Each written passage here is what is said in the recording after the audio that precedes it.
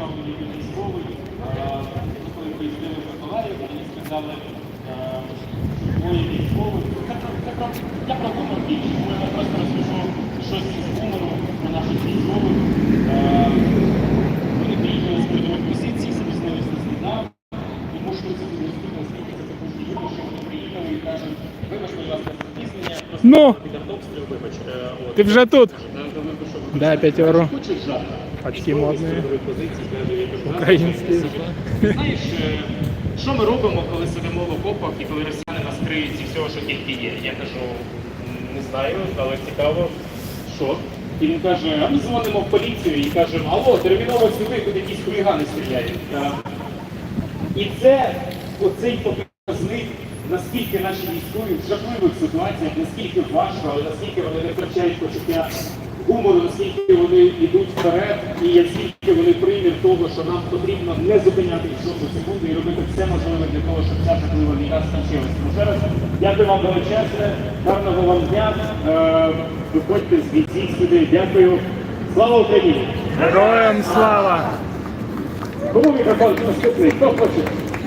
And thank you very much again. Thank you. Sorry, I talk joke in Ukrainian, but I don't understand how it's to translate for English. So just imagine that it's very funny thing. Thank you. Thank you very much. Thank you very much, friend Vasil Baidar. So the joke that he said, it's really interesting. He said that when our soldiers are in the trenches, they sometimes prank call the police and say, hey guys, there's some hooligans, there's some pranksters shooting petards around here, you know, just so the police answers and basically asks where they are, and when they hear where they are, they understand that it's in the front line. You know, so it's a little bit of a prank. But my friends, this is very important. It's very important. It's great to see comedians coming here and famous people who have the ability to speak for the crowds, and who are heard in the grand scheme of things.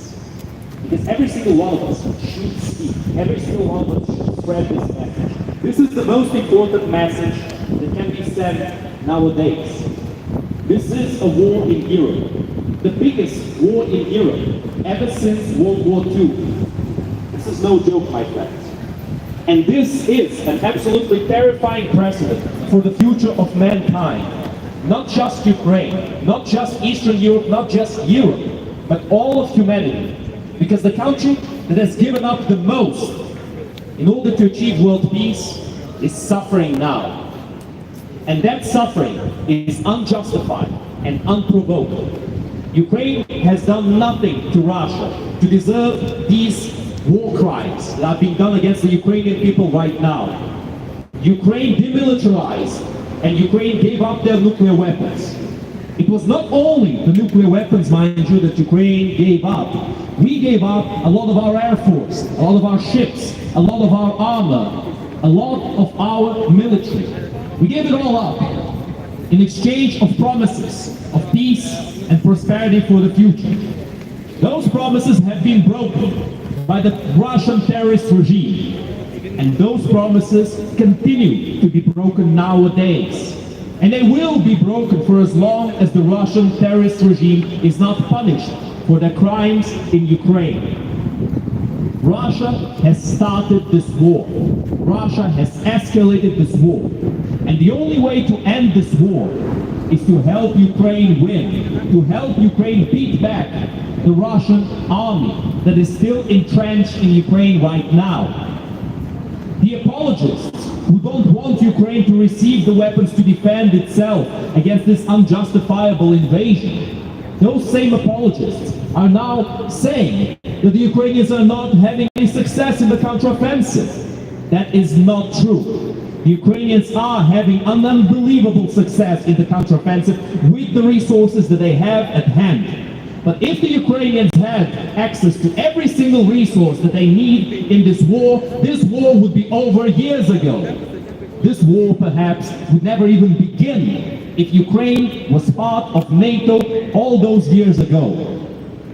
Has Russia ever invaded a NATO country? No. Why? Because they are afraid. But how many countries outside of NATO has Russia invaded and brutalized? too many to be counted, my friends. Just to name a few. In the borders of Russia, there's Ukraine, there's Georgia, and then of course, there are the unknown invasions and incursions in Belarus and Kazakhstan. Because indeed, when those people were protesting against the Muscovite puppet regime in their capitals, the Russian troops swarmed their capitals and they stopped those protests because they were afraid that those people would be able to achieve their freedom, just like the Ukrainians have in the past. We must make sure that Ukraine does not suffer any longer, that Ukraine is able to win and take back what belongs to Ukraine. Because if that does not happen, then we will have generations of war, destruction, and genocide in the future. Every single country who has nuclear weapons will feel enabled to invade any country that does not. What does that mean? It means, my friends, that the genocides will begin once again. After the end of World War II, we had some hope that the genocides and democides perpetrated by the Soviet, fascist, and Nazi regimes would not be repeated again. We were wrong. We were wrong, and we were proven wrong so many times in the past. The world has unfortunately not changed enough. We have not outgrown genocide. We have not outgrown extermination. It has simply been able to hide itself better nowadays. But my friends, how will we move into the future? Do we want to live in a future where there are countries that can get away with all kinds of war crimes? Or do we want to live in a future where there is justice and responsibility for every single criminal in the world stage? Do we want to live in a future with nuclear threats and nuclear war? Or do we want to live in a future where there's nuclear demilitarization and peace? And that nuclear demilitarization has been started to a large extent by Ukraine. Because Ukraine is the country that gave up the third biggest nuclear arsenal in the world. In the biggest nuclear demilitarization in human history. That is the Budapest Memorandum. And what did the Russian regime promise in exchange for this great sacrifice by the Ukrainian people? They promised peace. They promised to respect the Ukrainian borders. They promised to never invade Ukraine and to always have peace and prosperity, and to never even attempt to blackmail the Ukrainian people with their gas and oil and resources. But what did they really do in the end? They blackmailed the Ukrainian people, they attacked the Ukrainian people, they attempted to genocide the Ukrainian people to their very roots. Their very culture, their very history has been attacked by the Russian terrorist regime. And we must never forget that. Russia is a terrorist state! Russia is a terrorist state! Russia is a terrorist state! Russia is a terrorist state! Russia is a terrorist state! Russia is a terrorist state! Stop Russia, stop the war! Stop Russia, stop the war! Stop Russia, stop the war! Stop Russia, stop the war! Stop Russia, stop the war! Stop Russia, stop the war! Help Ukraine protect peace! Help Ukraine protect peace! Help Ukraine protect peace! Help Ukraine protect peace! Help Ukraine protect peace! Help Ukraine protect peace! The vast majority of the people in the whole world have a good idea of what is going on. They know that what the Russians are doing is unforgivable. And yet, we must ask everybody in the world to treat this matter with more urgency. Because this situation will not sort itself out. Russia is attempting to prepare for a long, drawn-out war, and we must make sure that that does not happen. We must make sure that the Ukrainian army is able to beat back this invading and genociding force. This army of criminals, crooks, rapists, and murderers that we call the Russian army and to a great extent the Wagner Group. And speaking of which, the Wagner Group is a very interesting example of the Russians using every dirty trick in the book to try to win against the Ukrainian people and try to kill as many people as possible. The Wagner Group, as everybody should know at this point, is a neo-Nazi group and a mercenary group that has criminals within it. We must not forget about this. It is not like some other groups that accept, less important convicts into their ranks. It accepted the worst and lowest convicts, rapists, murderers, all kinds of people. The people who should not be allowed in society, should not be allowed to roam freely. And yet the Wagner Group has allowed them to kill. It has given them weapons and has pointed them in the direction of Ukraine. And after the few who survived have served their purpose, they were sent back into society.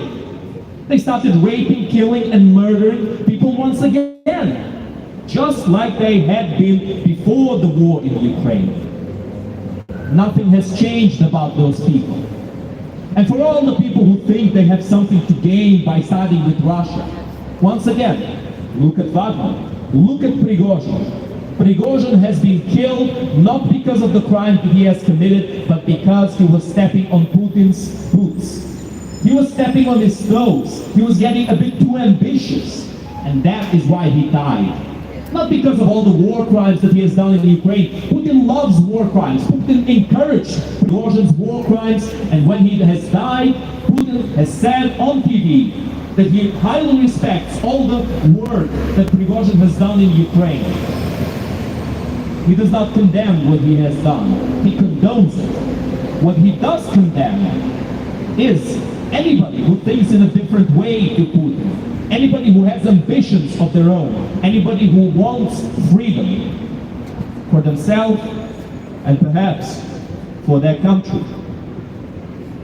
But there is no freedom in Russia.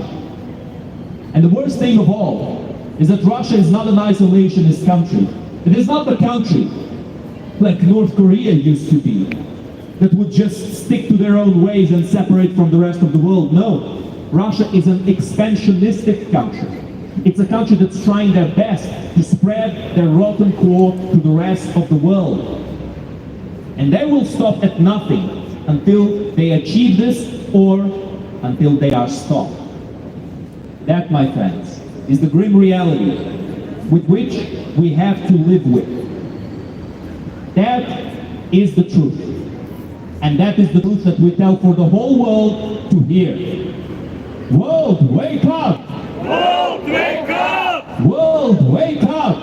World, wake up! World, wake up! World, wake up! Russia is a terrorist state! Russia is a terrorist state! Russia is a terrorist state! Russia is a terrorist state! Russia is a terrorist state! Russia is a terrorist state! Fight the jets for Ukraine! Fight the jets for Ukraine! Fight the jets for Ukraine! Fight the jets for Ukraine! Fight the jets for Ukraine! Fight the jets for Ukraine! Air defense for Ukraine! Air defense for Ukraine! Air defense for Ukraine! Air defense for Ukraine! Air defense for Ukraine! Air defense for Ukraine! Arms keep peace.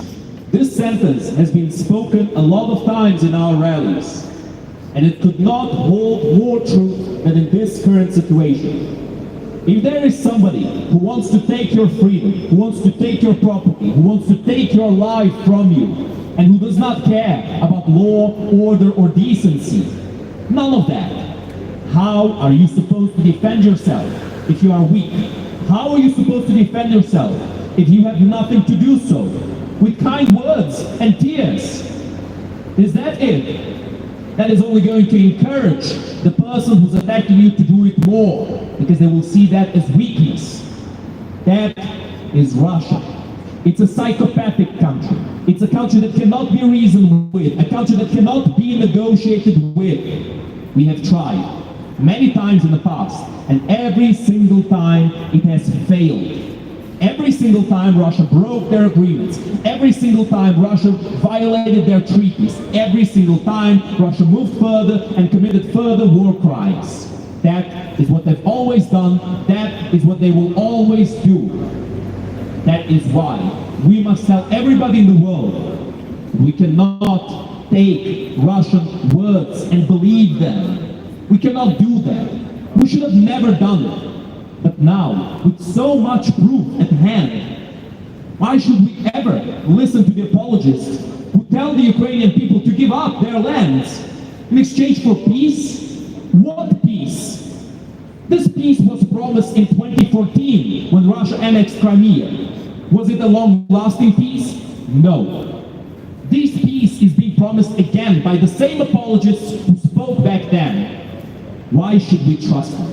Why should we trust the Russians when they have broken their words so many times in the past? No. My friends, it would not only be naive, it would be foolish, it would be idiotic to trust the Russian terrorist regime now. It's just like the story of Peter and the wolf. When the boy who cried wolf one time too many, and the villagers no longer believed in him when a real wolf showed up and started eating the sheep.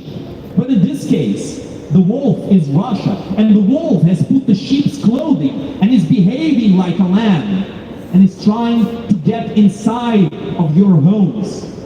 Not just ours. Right now, the wolf is already in the home of Ukrainians. The question is, will he go any further? And if Ukraine is not able to stop this terrorist regime now, if Ukraine is not able to win against the Russian terrorist regime, then they will come for other people, certainly. The invasion of Moldova has already been set up. The Russians have troops in Transnistria. They've always had those troops there, ever since the collapse of the Soviet Union. Why, you might ask? Because Russia does not care about borders. They never did. They never will start caring until their government is reformed, until there is a new government that has nothing to do with the current terrorist government of Russia. Only then will we negotiate with Russia. Only when Ukraine gets all of its lands back, only when the Russian government is different, only then. Only when Russia pays back what they owe for the crimes that they have committed against the innocents in Ukraine. Only then. Whatever comes before that is a mere pebble on the path to achieve that end goal. And that is what everybody in the world should know, my friends. Because we need to live in reality. We can't live in our imagination. We can't live in what we want to be true. We need to know what is true, so that perhaps with time we are able to change that reality in a way that will be better, for a better future, a more peaceful future, a future of nuclear demilitarization and not nuclear threats. That is the distinction between Ukraine and Russia. Ukraine, the country that has been part of the biggest nuclear demilitarization in human history, and Russia, the country that has the biggest nuclear arsenal and makes the most nuclear threats with that arsenal. Because to be completely honest, what else does Russia have to bargain with? Their worldwide reputation leveled. Nobody trusts them anymore. Even the pariah states like Iran and North Korea don't trust them. They only cooperate with Russia right now because they are not trusted either. It's like the psychopath group of the planet. The most psychopathic countries in the world uniting because nobody else wants to cooperate with them. Nobody else trusts them. But my friends, mere words of mistrust will not fix this situation. The Ukrainians need equipment. The Ukrainians need the ability to fight back and to win. And to finally bring